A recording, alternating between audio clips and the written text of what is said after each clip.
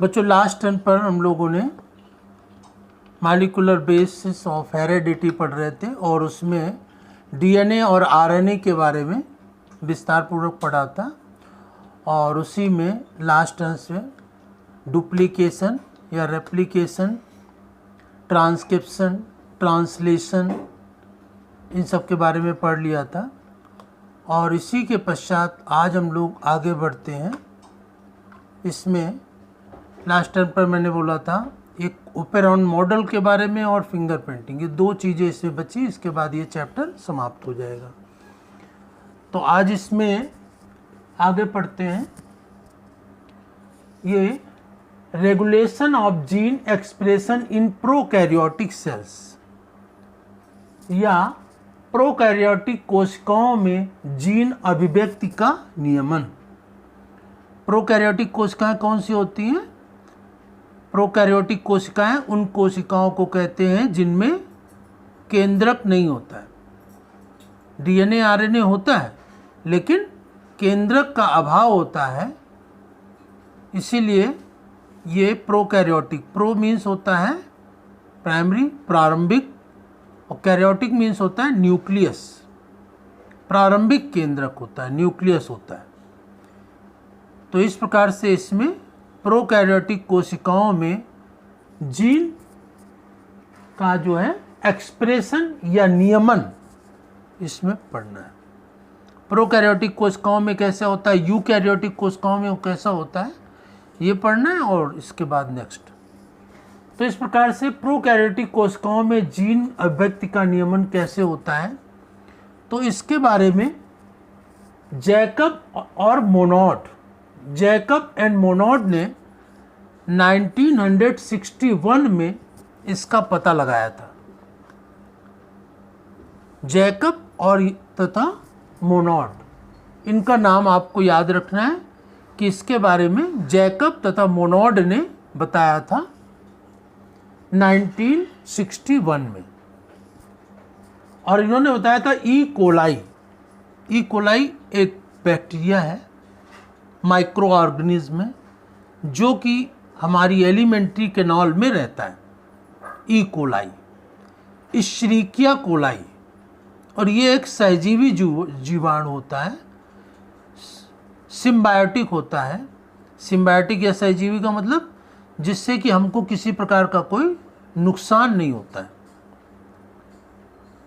इसी को हम सहजीवी या सिम्बायोटिक फॉर्म कहते हैं।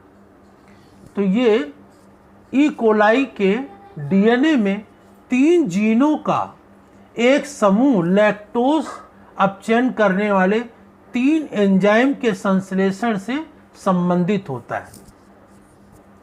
3 जीन है डीएनए में, 3 जीनों का एक समूह लैक्टोज का अपचयन करने वाले 3 एंजाइम के संश्लेषण से संबंधित होता है।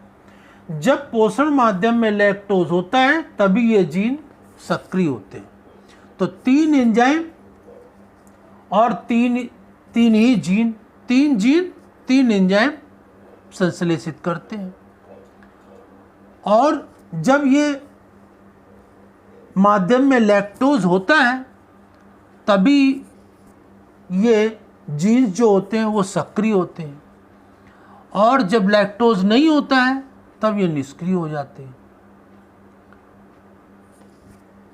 तो ये 3 जीन का एक समूह जो होता है, 3 जीनों का मिल करके एक समूह लैक्टोज के अपचयन,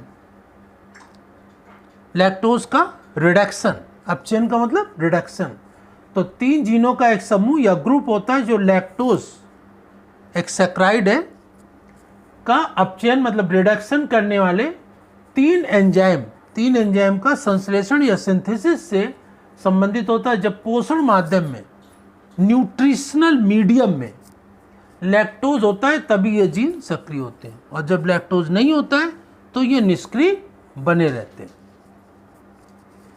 और इसी के लिए जैकब और मोनोड ने ही एक कॉन्सेप्ट या एक अभिधारणा प्रस्तुत की जिसे कि ओपेरॉन कॉन्सेप्ट या ओपेरॉन अभिधारणा कहते हैं।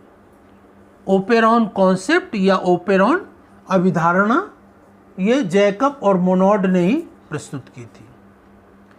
और जो ये कॉन्सेप्ट दिया जैकब और मोनोड ने 1961 में, तो इसी के लिए उनको 1965 में 1965 में इसके लिए उनको नोबेल प्राइज दिया गया था।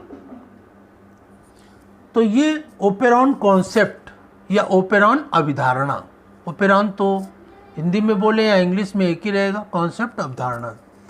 तो इसमें ये ओपेरॉन अभिधारणा क्या होती है? ये 3 जीनों का मुख्य रूप से समूह होता है ओपेरॉन कॉन्सेप्ट में, जो कि 3 एंजाइम को संश्लेषित करते हैं और उसी के द्वारा इसमें अपचयन की प्रक्रिया, रिडक्शन की जो प्रक्रिया होती है वो संपन्न होती है एंजाइमों के द्वारा।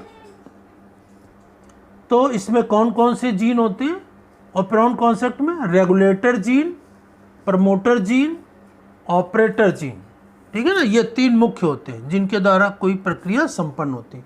लास्ट में इन्हीं स्ट्रक्चरल जीन। तो ये जो जीन का समूह है इसी को हम क्या कहते हैं? ओपेरॉन कहते हैं, ओपेरॉन। तो what is operon? Operon is a group of genes, ठीक है ना। रेगुलेटर जीन, प्रोमोटर जीन और ऑपरेटर जीन, ठीक है ना। और ये हमको शॉर्ट में जैसे ये RG regulator gene, PG promoter gene और ओजी क्या होता है? Operator gene. ये 3 जीनों का समूह होता है। यहाँ पर हमने ये 4 जीन लिखे, रेगुलेटर जीन, प्रोमोटर जीन और ऑपरेटर जीन, और स्ट्रक्चरल जीन भी इसमें जुड़ा होता है, तब कोई प्रक्रिया इसमें संपन्न होती है। तो ये जीन मिलकर के ओपेरॉन कहलाता है, ओपेरॉन। तो ये यहाँ पर एक नाम दिया गया लैक ओपेरॉन। लैक ओपेरॉन ही मॉडल है। लैक ओपेरॉन का मतलब है, लैक का मतलब है लैक्टोज। लैक शब्द लिया गया किससे? लैक्टोज से, क्योंकि ये जीन्स लैक्टोज की प्रेजेंस में, लैक्टोज क्या है? सैकराइड, उसकी प्रेजेंस में सक्रिय होते हैं, और लैक्टोज नहीं होता है तो ये निष्क्रिय हो जाते हैं। तो लैक्टोज की प्रेजेंस में होता है, तो लैक्टोज से ही यहाँ क्या लिया गया? लैक शब्द लिया गया, LAC, लैक। हिंदी में भी इसको लैक लिखेंगे, लैक ओपेरॉन, ठीक है ना। ये मॉडल दिया गया किसने? जैकब और मोनोड ने। और इसकी प्रक्रिया में क्या होता है? प्रेरण और दमन की प्रक्रिया होती है, इंडक्शन या रिप्रेशन, इंडक्शन या रिप्रेशन की प्रक्रिया इसमें होती है। और इसमें जो एंजाइम्स होते हैं, जो जीन के द्वारा एंजाइम बनते हैं, वो एंजाइम क्या करते हैं? कोशिका के अंदर कोशिका की जो उपापचय या मेटाबॉलिज्म, उपापचय को इंग्लिश में क्या कहते हैं? मेटाबॉलिज्म। मेटाबॉलिज्म शरीर के अंदर जितनी भी भौतिक और रासायनिक, फिजिकल और केमिकल एक्टिविटीज़ होती हैं, जो क्रियाएं होती हैं, जो अभिक्रियाएं होती हैं, वो सब क्या कहलाती हैं? मेटाबॉलिक एक्टिविटीज़ या उपापचय क्रियाएं। तो जो एंजाइम्स ये 3 जीन के द्वारा एंजाइम साबित होते हैं, वो कोशिका के अंदर कोशिका की जो उपापचय होती है, मेटाबॉलिज्म होती है, उसका आनुवांशिक रूप से नियमन करते हैं। आनुवांशिक रूप से, जेनेटिक रूप से उसका नियमन या उसका क्या करते हैं? रेगुलेशन करते हैं। नियमन का मतलब रेगुलेशन करते हैं। तो इस प्रकार से ये देखना है कि ये जो जैकब और मोनोड ने ई कोलाई के डीएनए में 3 जीनों का एक समूह होता है, 3 जीन का ग्रुप होता है, लैक्टोज का अपचयन करने वाले 3 एंजाइम के संश्लेषण से संबंधित होता है। संश्लेषण मतलब सिंथेसिस। और जब पोषण के मात्रा में लैक्टोज होता है तो सक्रिय होते हैं, लैक्टोज नहीं होता तो ये निष्क्रिय हो जाते हैं। ओपेरॉन कॉन्सेप्ट भी जैकब और मोनोड ने दिया, और इसमें जो जीन पार्टिसिपेट करते हैं, रेगुलेटर जीन, प्रोमोटर जीन और ऑपरेटर जीन, ये जीन मिल करके एंजाइम सिक्रीट करते हैं। और वो एंजाइम क्या करते हैं? कोशिका के अंदर जो उपापचय मेटाबॉलिक एक्टिविटीज़ होती हैं उसको आनुवांशिक रूप से रेगुलेट करते हैं या उसका नियमन करते हैं। तो ये इसका इंट्रोडक्शन हुआ regulation of gene expression in prokaryotic cells. अब कल इसके बारे में पढ़ेंगे, इसमें जो लैकोप्रोन मॉडल है उसके बारे में कल बताएंगे और इसको आप लोग नोट करेंगे। धन्यवाद।